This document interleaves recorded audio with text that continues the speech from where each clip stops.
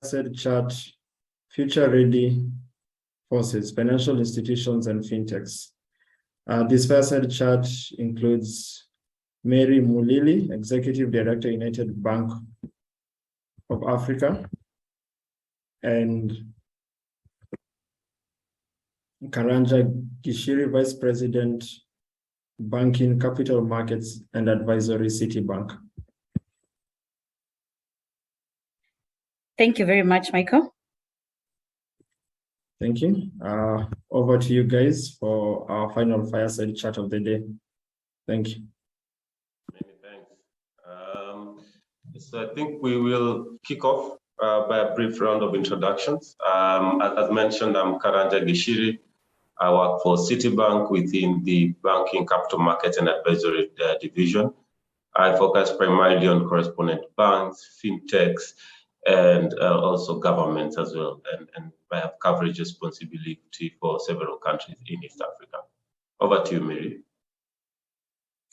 Thank you very much, Karanja. It's good at least I'm having this discussion with you, because part of what we do with fintechs also has an oversight of you as a correspondent bank.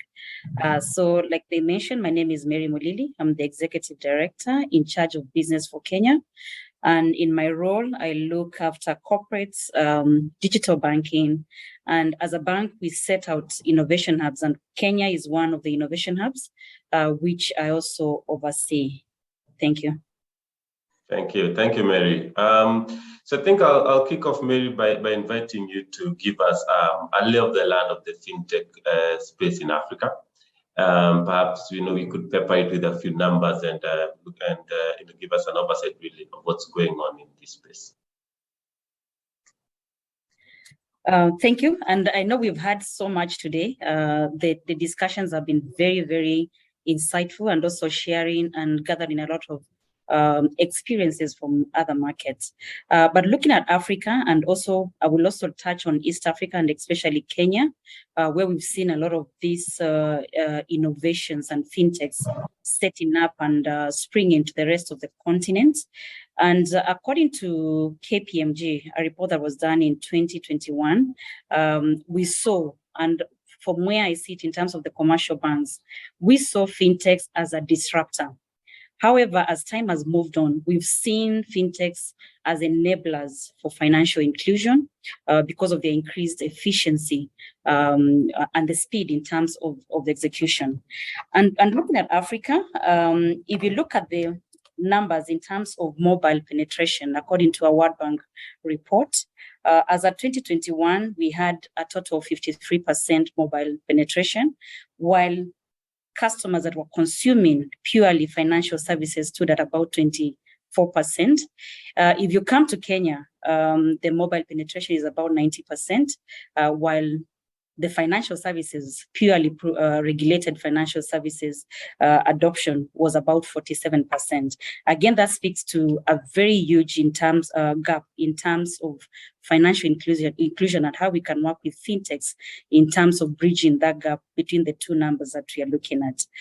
If we look again at the numbers in terms of utilization and drive of transactions, again as at 2021, mobile banking led at about 57%, followed by internet banking at about 34%. ATMs were about 12%, and branch visits at about 7%. Again, we all know, especially the ones who are bankers, the cost of putting up a branch is quite high. And looking at where fintechs sit in terms of the speed, in terms of rollout, and in terms of the reach, we can actually grow numbers and customer base and loans by purely integrating or creating these partnerships with these fintechs. And I'll just come close home to Kenya. If we look at Commercial Bank of Africa, before it became NCBA, that bank moved from a customer base of about 1 million to about 39 million by a partnership that they did with one of the leading telcos, Safaricom, where they are running a product, a saving as well as a lending product in the market. That just shows you the sheer size of what fintechs can actually do in terms of driving growth for banks. Thank you, Michael. Right, thank you. Thank you very much. So if I may ask, you mentioned that story of the bank, not doubling, it's like almost 4 or 5 times fold its customer base by partnering with a telco. But what other opportunities do you see for banks to partner with fintechs? Not only on lending, but again, in terms of looking at the processes that we currently have within the banking sphere, improving efficiencies in terms of improving the speed of the transactions that customers do on a day-to-day basis. Again, fintechs play a key role in terms of coming with those innovations. Again, like I mentioned in UBA, we have an innovation hub. If I was to come up with different or various products, it will mean that I'll have many flows of developers. But by working with fintechs and reviewing what it is they are doing, again, in the sphere of the regulators that we have in the various markets, we are able to develop and work together to speak to products that speak to different market users. For instance, if you look at the churches, there are some of the key unique needs that churches have that a school might not have or a retail store might not have. But working with fintechs, we are able to develop a wide range of products that speak to the different market segments within our markets where we operate. Within efficiency and speed to drive numbers and acquisitions within those markets. All right, fantastic. But I like the thoughts around being able to customize solutions for different segments and the role that fintech would play. But as UBN and in general, what are some of the challenges that you see in the partnership between fintechs and commercial banks? Very well said. I don't want to say that you're one of them, but I know we work very well with correspondent banks. But critical has been the speed of working and developing these solutions. Of course, we have to make sure what we bring to the market meets and ticks most of the requirements of our regulators. We also have to be aware of the cyber issues of cybersecurity, the AML issues, and so we have to rope in other partners like the IT risk experts, not within the bank, but outside the bank, who have to do all these pen tests to ensure that everything is bulletproof even before we go to the regulators. Again, it's a issue of skill gap. It's an area that we are still again struggling with. Some of the markets have very high skills staff, and most of the time we normally have to tap into that to be able to bring their expertise into the products or the projects that we are actually working on. But key for us is the regulators, again, bringing the regulators to the speed to understand what it is we are trying to achieve and to get in their buy-in even as we develop these products. And this, to some extent, takes long. And I just want to give an example of what one of the earlier speakers mentioned. If you look at the approvals that came in, even for the digital lenders, some of these applications went for approval a while back, but it's taken quite a bit of time to get these approvals churned out as fast as we would want to. But with the approvals that we've seen coming in, especially within this quarter of the year, and especially for this market, we expect to see much more collaboration to churn out as much as possible in terms of innovations within this space. All right. I mean, speaking of challenges, one clear challenge is culture.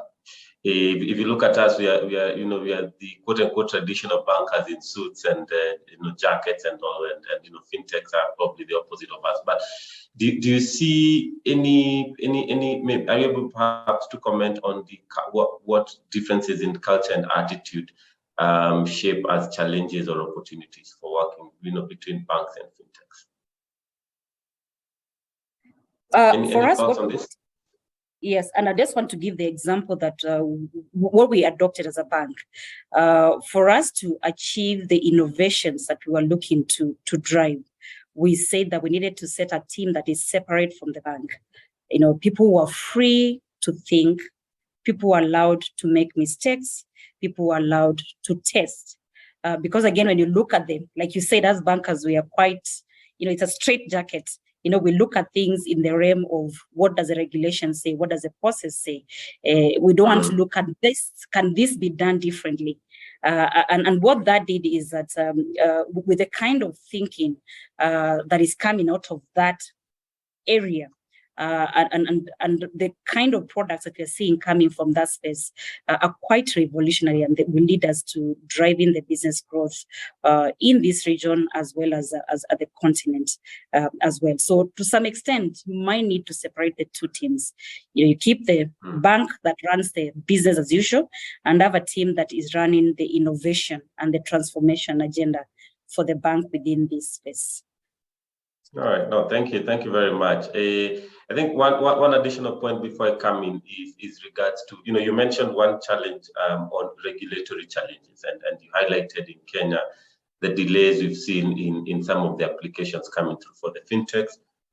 You've also mentioned of how sometimes every step, within a bank is, under a microscope. Now, for a bank like you as a Pan-African institution, working with multiple regulators across Africa, how do you then help work with regulators to be able to understand what you're trying to achieve with your partnership with fintechs? How are you able to navigate the regulatory hurdles, and what lessons can be learned by other fintechs or banks listening in? For us, the major learning has been involving the regulator as early as possible. Even at the point when you are setting up the idea and working with them as you perfect in terms of the product. And this helps because, again, you realize that they have other insights that they could add to make the product more feasible within your landscape. And the beauty is once we get an approval in one market, it makes it easier to work with other regulators in other markets, because for that particular partnership, if you have an approval, say in Kenya, you can actually move with the same approval and the same experiences and additions or changes to other markets as well. All right, great. I can see we are running short of time, but I just want to highlight, maybe just make 2 points as a correspondent bank. Citi is probably one of the larger correspondent banks in the world, and we, in Africa, by far the largest dollar correspondent bank. Now, working with fintechs, you're right that one of the challenges faced is on ensuring that as they come into the correspondent banks, that their structures are in line with regulatory expectations. Again, back Mary to the point you raised around regulatory expectations.